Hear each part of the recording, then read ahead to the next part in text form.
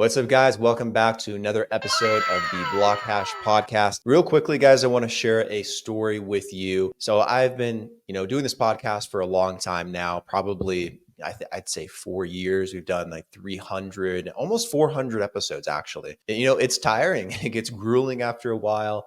You start to wear down, and being honest with you, it's really hard to focus in, to really dial into every single episode you do. And so I have to find ways to maintain my energy. I have to find ways to maintain my mental clarity, to stay productive. And that's a tricky thing. I came across this really cool product that I wanted to share with you guys because it's actually done wonders for me. It's called Magic Minds. I don't know if you can see it, but I'll put some more information in the description for the episode down below if you want to check it out.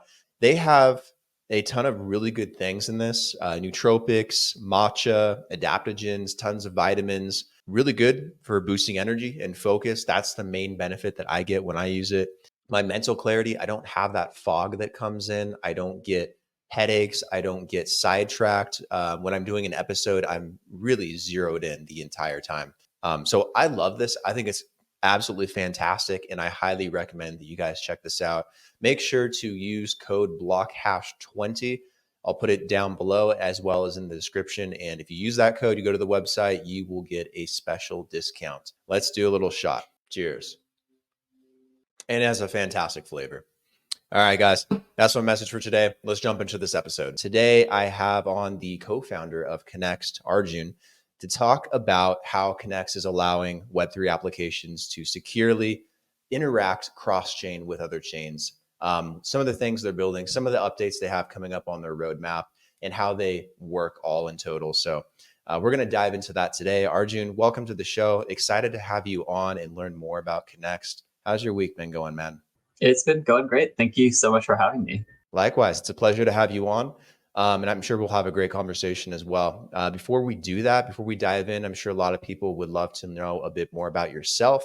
What's your experience having gotten into Web3? What's your story, and how did you come to be a co-founder of Connext? Let's see. It's been a while. I joined this space back in 2016.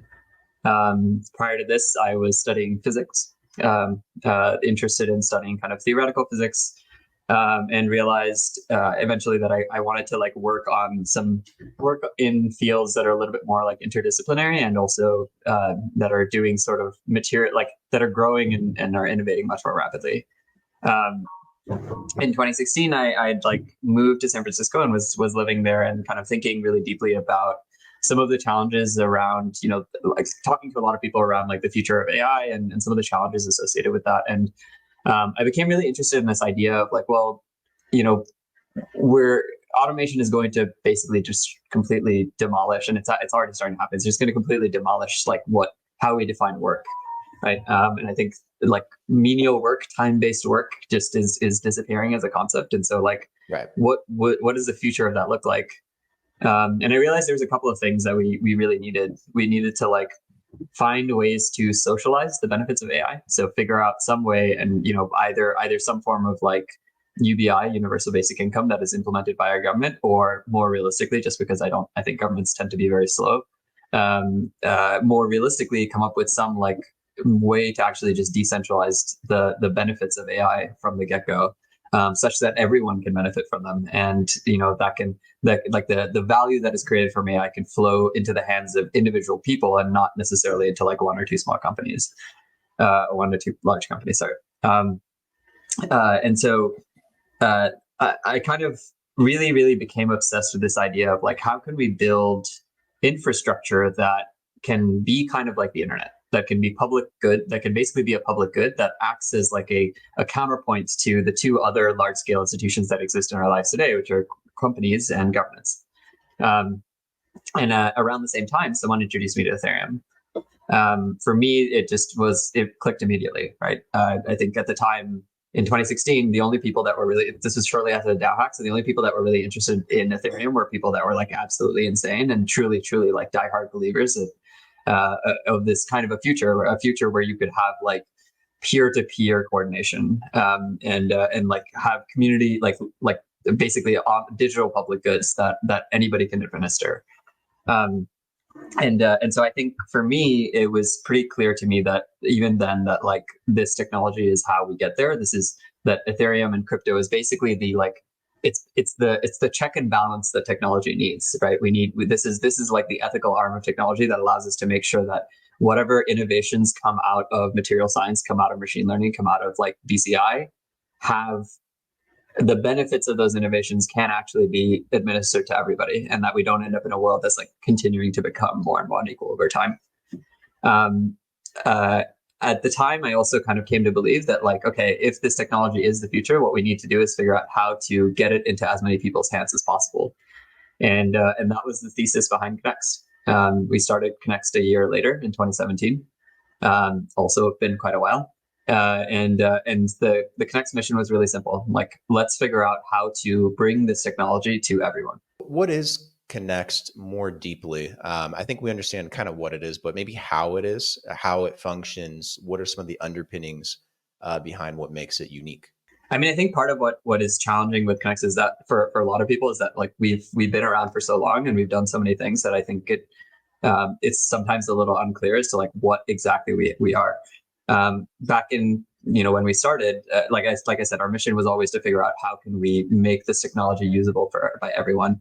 And so pretty quickly that led us to like scalability, because that was really the biggest blocker to making the technology usable. Connext built one of the first L2s on Ethereum. We actually built what we consider to be the first like real L2 that was truly non-custodial on Ethereum back in 2018. It used state channels, which is a type of technology that isn't really talked about a lot anymore. And then in the process of doing that research and development with a bunch of other teams in the space, and with the EF, we kind of realized like, one, the space started heading towards like rollups, and two, we realized that there was still this like secondary problem, the sort of like flip side of the coin of scalability, which was interoperability, that also needed to be solved. And so in 2021, we kind of made 2020 to 2021, we made the move into focusing on interoperability full time. Today, Connext is a network that tries to abstract away the experience of interacting with applications across chains. We pioneered this concept of chain abstraction last year that basically represents as we operate in this like increasingly fragmented world, where there's more and more rollups, there's more and more different kinds of applications, there's more and more assets.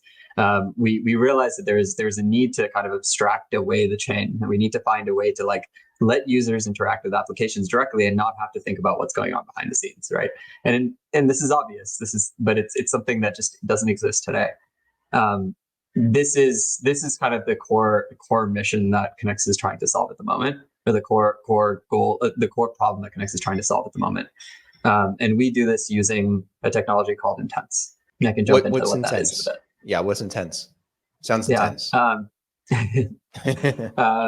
So Intents are like, I think a lot of people have heard about them in the space. One of the things that I think is quite challenging is that most explanations of Intents are gonna talk about like how they work and what they accomplish and things like that, without actually telling you like what they're doing, what problem they're solving. To be honest, an intent is actually a really simple thing. Basically an intent-based system is one where instead of making the user have to figure out how to get from point A to point B, or how to do XYZ, right? Do any sort of thing. The user just offloads that to some service provider that does it on their behalf. There's so many examples of this in the real world today, as in the non-crypto world. Uber is a great example of an intent-based application, right? As a user of Uber, you express your desire to go from where you are currently to a destination. And obviously implicit in that desire is the desire to get there as quickly as possible, and the desire to do that at the lowest possible price, right? And what Uber does is it takes this desire, it broadcasts that out to all of the drivers that are in the area and says, hey, are any of you willing to actually fill this intent? Are any of you willing to take this person where they need to go? That's basically exactly what an intent system is. All of the intent protocols that exist today in the space work basically like Uber does. When you talk about, cross-chain interactions, what do those interactions look like, or what are those interactions in particular?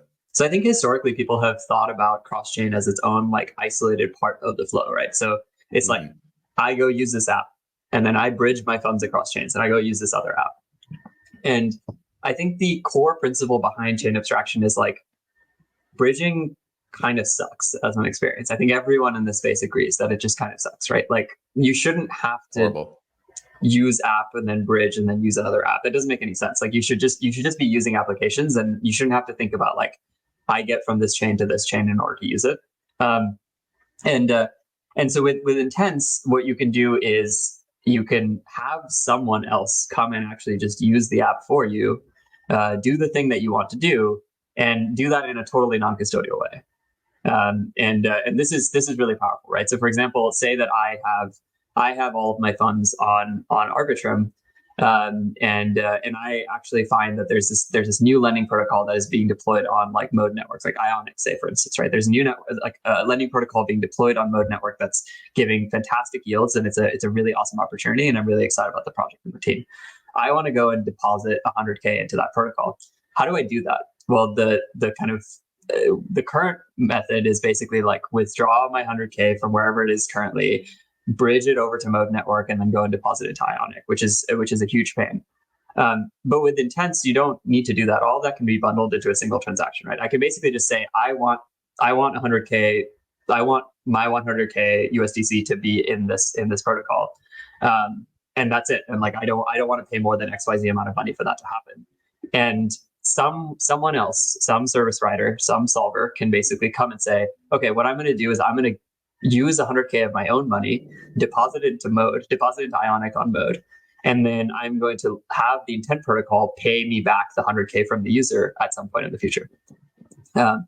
It's not that different from what exists today. But what you've done is you've shifted the ownership over the problem, right? So it's like instead of me as the user having to go and bridge and figure it out, someone else is doing all of that. They're fronting their own liquidity to give me the experience of it getting completed in seconds, and then they're figuring out how to like unwind that whole position later in the future. When you talk about bridges, I hate bridges. I remember my first experience being with Polygon, and I clicked on the wrong website. I didn't know what I was doing, and I feel so naive for it, being in the space for so long, and lost a small marginal amount of money. But it's just like, it's too complicated. Like it's too many friction points for an ordinary person or user to ever use. And what's the point of doing it if an ordinary user can't utilize it properly and safely?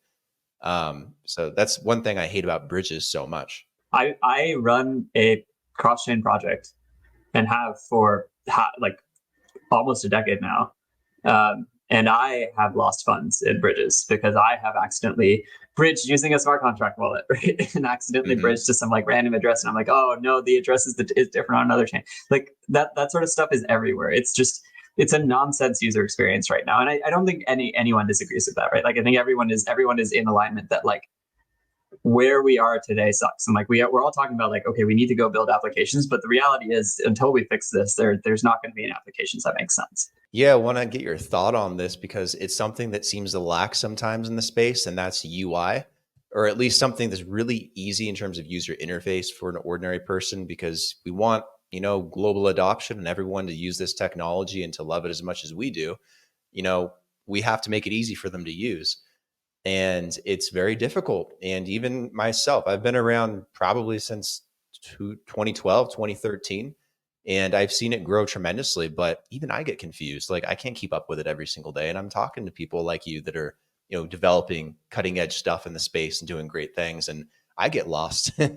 So I mean, what are your thoughts in terms of making things more easy for people to use? Like if they want to do something cross chain, like how can you make it so it's just, you click a button and it goes where you want it to go. You have a sense of security and safety. You have a sense of, finality with it, all these things. Like, is there a way to like kind of do that? Or is that something you guys are also doing with Connext? Yeah, it's a good question. It is partly, so I guess let's talk about the problem overall, right? So there's this kind of core problem today, which is like the user experience of using any applications in the space across the board is just trash. Even regardless of whether or not you're going across chains, it's actually just not great. Part of this is because there hasn't really been as much of it. Like most of the people in this space so far are degenerates, and there hasn't been as much of a need to like go and create normally friendly user experience. And so people are basically targeting like the lowest common denominator right now, which is just degens.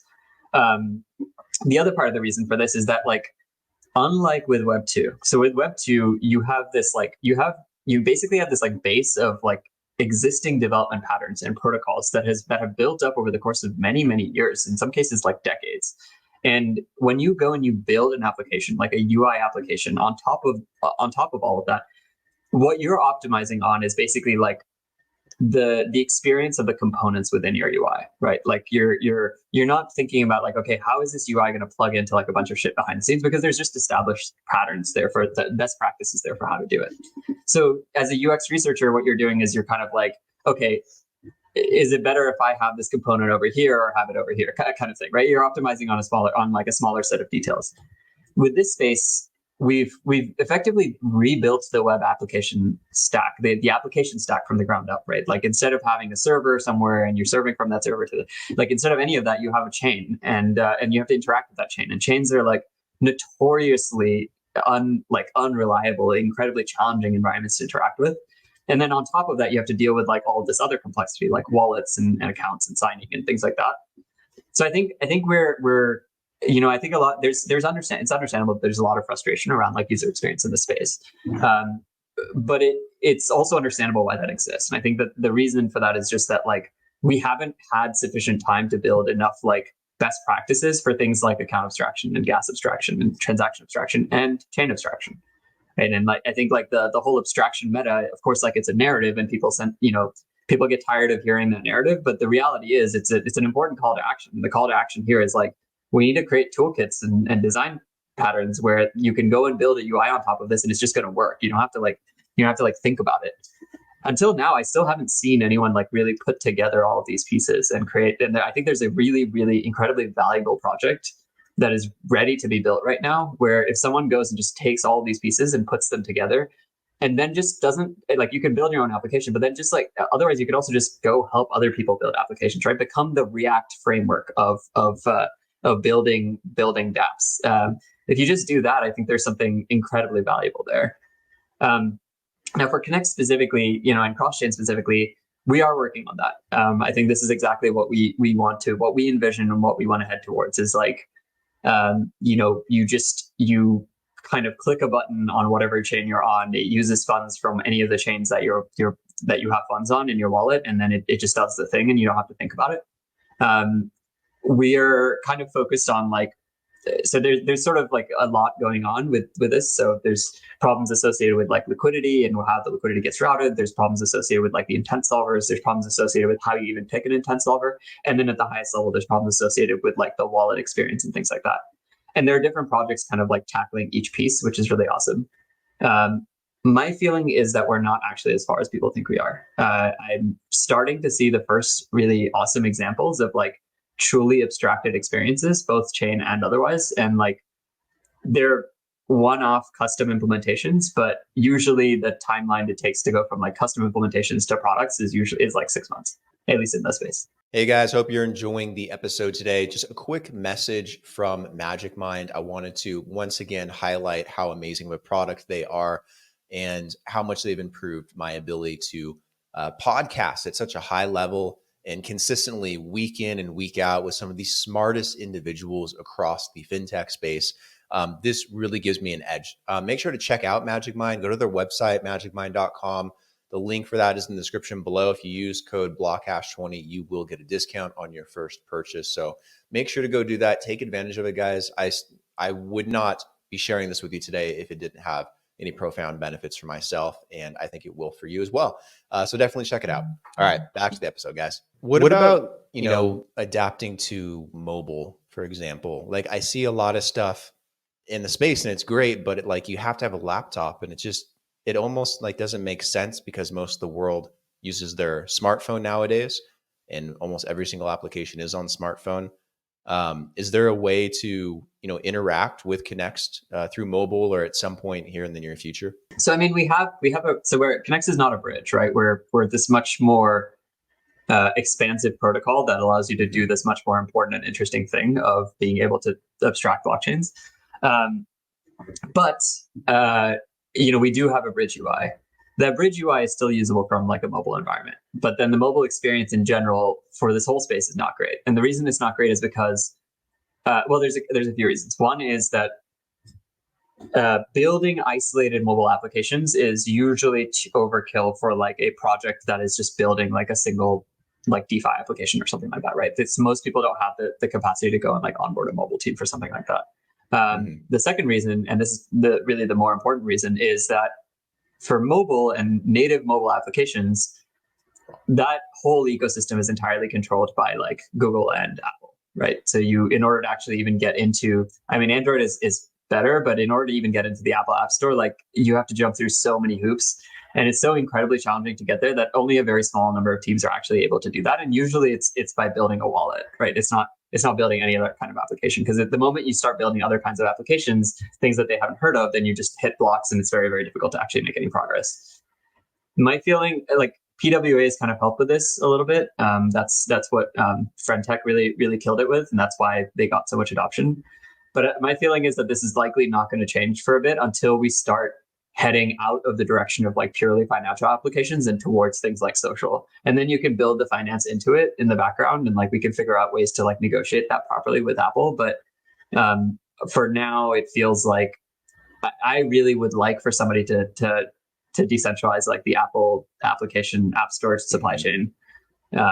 It's a huge problem that it's entirely controlled by one company right now. Yeah, there's a company that I'm working with. I have another company that is in media and marketing, and I'm contracted with them, and they're launching an app on the App Store as well. And it is a pain in the ass, and there's hardly any financial element to it at all. But they have like a subscription model within the app for users that want to subscribe for certain types of access. And they won't even let them post it on the App Store because they want to get a cut of it. It's crazy because Apple dominates so much of the market. And yeah, there's Android, but it's not comparable to a lot of first world countries, especially the US, where it's like predominantly iPhone. Yeah, there definitely needs to be a new like app store, decentralized app store, some kind of ecosystem for that. I think it's long overdue. It's the problem is it's just hard to do without like jailbreaking your iPhones, right? It's like you can't distribute an app store to begin with, because the only way to distribute the app store is through an app store. There are actually a bunch of decentralized app stores out there, and you can jailbreak your iPhone to install them, or you can like download the APK and like things like that. And so you could jump through a bunch of hoops to get it onto your phone, and then from there use that as a launchpad to download other apps. Or you can do things like, you know, some of the applications like MetaMask Mobile, for instance, right? Like, or maybe not even MetaMask Mobile, but there's a lot of the mobile applications just use stuff like Wallet Connect to connect to like in-browser applications, and then you have like the browser PWA that's connected to like your wallet. And again, it's like there's workarounds, but none of that is ideal. Like, it's just outside of the normal user flow of like, I see an app, I see a really trending app, and I download it. And like, I think until we get there, mobile is going to take just a bit to take off, which is frustrating. What are some chains that you guys support with Connext? Is it like your typical Ethereum, Solana type of ordeal, or do you interact with a lot of various chains for different reasons, different benefits? So right now we're supporting, I mean, we're primarily focused around Ethereum and the ETH ecosystem, just because that's kind of where like ETH native, and that's been like, that's where most of the market is. And that's also where most of our connections and our ecosystem are. However, I mean, I strongly believe that like in order for chain abstraction to work, it has to work everywhere. It has to work for every application. It has to work for every user. And like, we want to head towards a world where like Connext is on every single chain.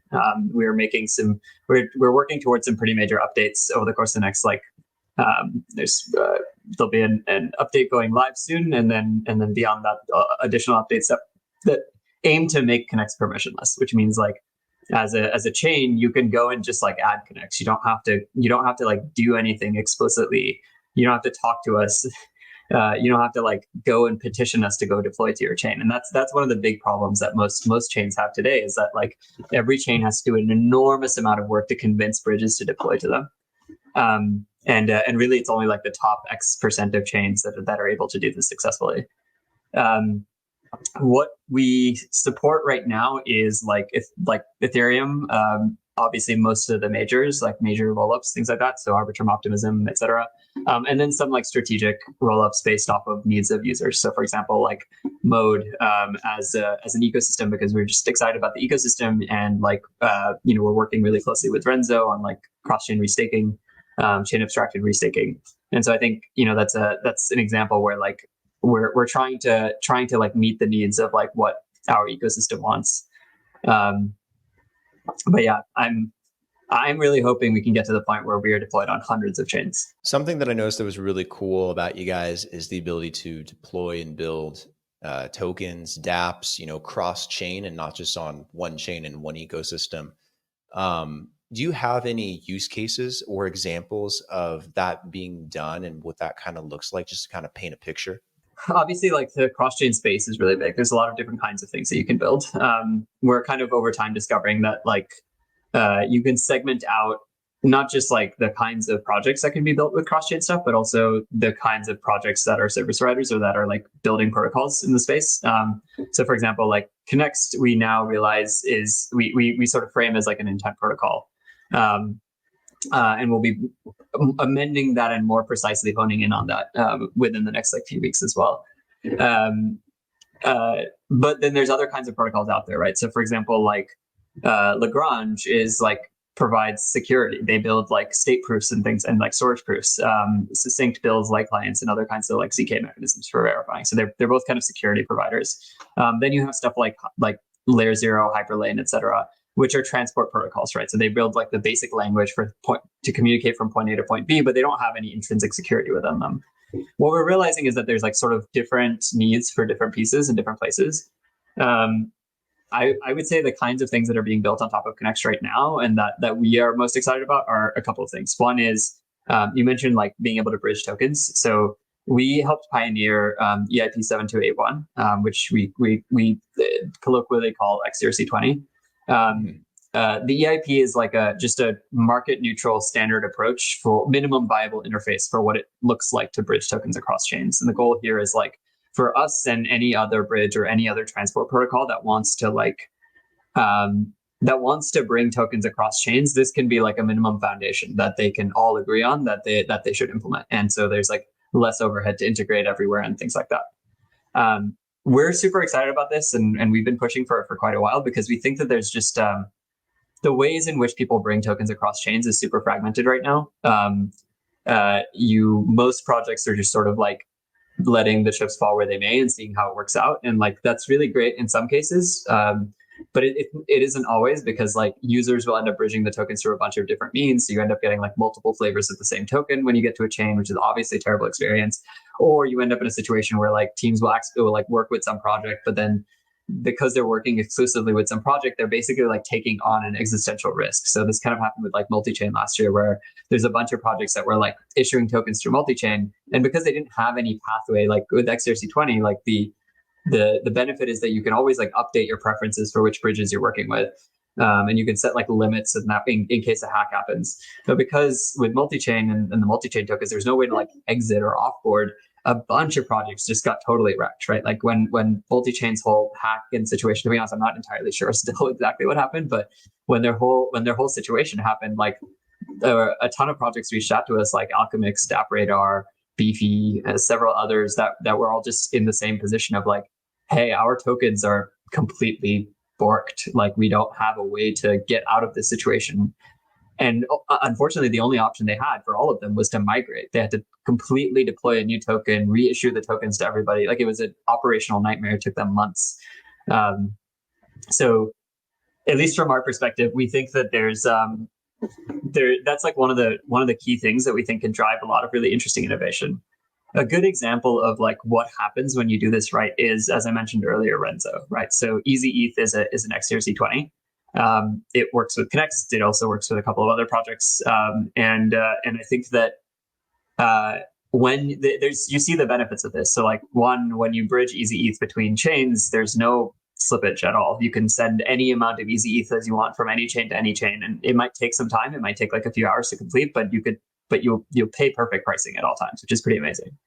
And then on top of that, you have the fact that because they have the ability to like because this is a cross-chain token, they've been able to build this whole like chain abstracted restaking experience on top. So when you go and you restake with Renzo today, you basically deposit tokens into the protocol on whatever chain you're on, which is pretty amazing. They support like 6 or so chains, I think, at the moment, maybe more.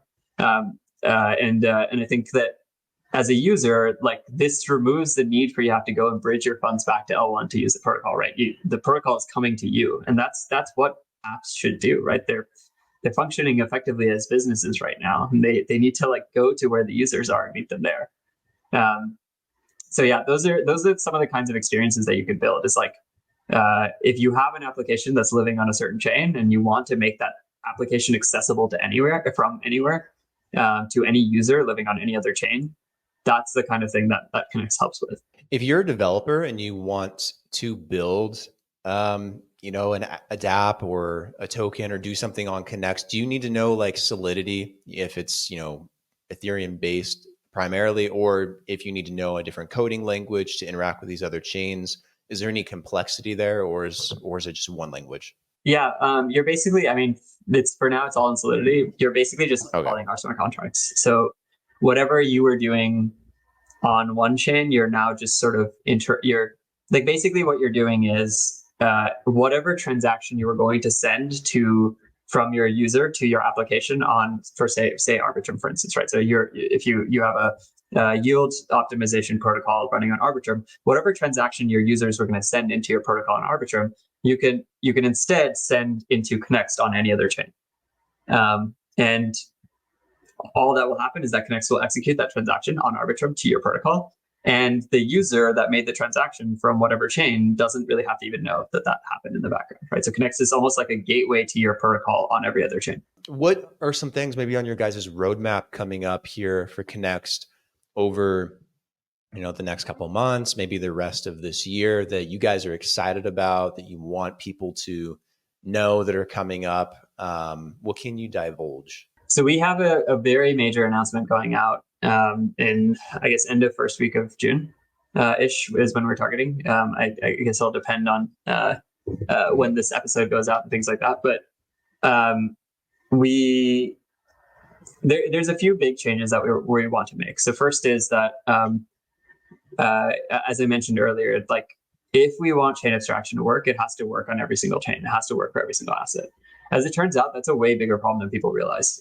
It is maybe one of the fundamental problems that underlies the space, and that problem is fragmentation, right? So like, if you really, really dig deep into why fragmentation exists, it exists because there's so many different options for how you could settle transactions between chains, and there's no unified experience there's no unified way to make that happen. If you're a service provider, a liquidity provider, or something like that, there's not an easy way to actually to connect to every single settlement mechanism without having to go and build it yourself at the moment.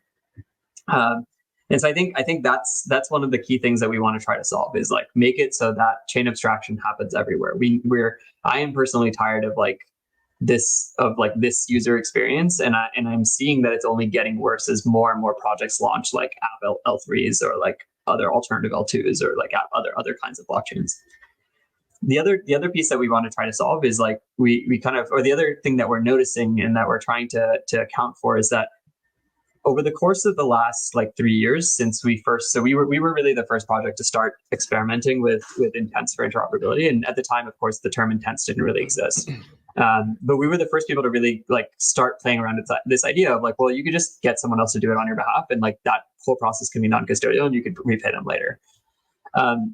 What we've seen, and in the process of doing that, what we saw was there were a host of problems and challenges associated with that model that we've worked to build solutions to over the years. Now we're actually in this really awesome place where the rest of the market is starting to wake up to the fact that intents are really going to be the best paradigm for abstracting away blockchains and creating fast transactions across chains, right? Everyone has seen Across is doing fantastic right now. Why? Because they built this really, really incredible intent-based experience, and they're just really heavily optimizing on making sure that they're when users make transactions, those get completed in seconds across chains, and that matters, right? It makes the user experience so much smoother and cleaner and better, because as a user, the amount of time that you're waiting for your bridge transaction is basically time that you're having a heart attack because you're like, are my funds going to get lost? And so I think from our perspective, what we're seeing is that a lot of projects are heading towards building intent-based systems. Like just about every single DEX we're talking to, just about every single bridge we're talking to is pivoting into intents, because everybody realizes this is the dominant paradigm for the future. In this like really complex world, the only way to make it less complex is intents. And what we've kind of noted is that if the whole world is going in this direction, we are in a really fantastic place, because as I mentioned, we've solved a bunch of these problems, and we think we can like help a lot of these other teams solve these problems as well. So I would say if you're an audience member listening to this or a listener to this podcast, definitely keep an eye on our announcements over the course of the next like couple of weeks. We will be, I think it's going to be extremely exciting for the space. We think we've kind of cracked the kind of final missing pieces needed to be able to bring intents everywhere and to bring chain abstraction everywhere. Where will you guys be making these announcements? Social media, on your website? Where would you want people to go to keep up with you guys? You should definitely follow our Twitter, which is @Connext, CONNEXT. And then aside from that, we'll be talking about it in our Discord. So discord.gg/Connext. You'll see it on our website. You'll probably see other folks talking about it as well. Awesome. And then if there's anyone out there that wants to connect with you directly as well, are you on socials or LinkedIn or anywhere where people can get in contact? My Twitter and Telegram are both the same. It's just @Arjun Bhuptani. And yeah, feel free to hit me up. Arjun, thank you for taking the time to come on today. This has been very enlightening, very interesting, especially learning about, the cross-chain part of this space. I think it's also very important too. I don't think we're going to live in a one or few chain ecosystem. I think it'll always be multi-chain. And I think we all have to find a way to connect with each other and be interoperable and to make that work feasibly. So I love what you guys are doing. So thanks for highlighting that today and explaining what you guys are tackling, and looking forward to some of your big announcements coming up in the next few weeks, next month or so. Thanks so much, Brandon. And I appreciate you having me here.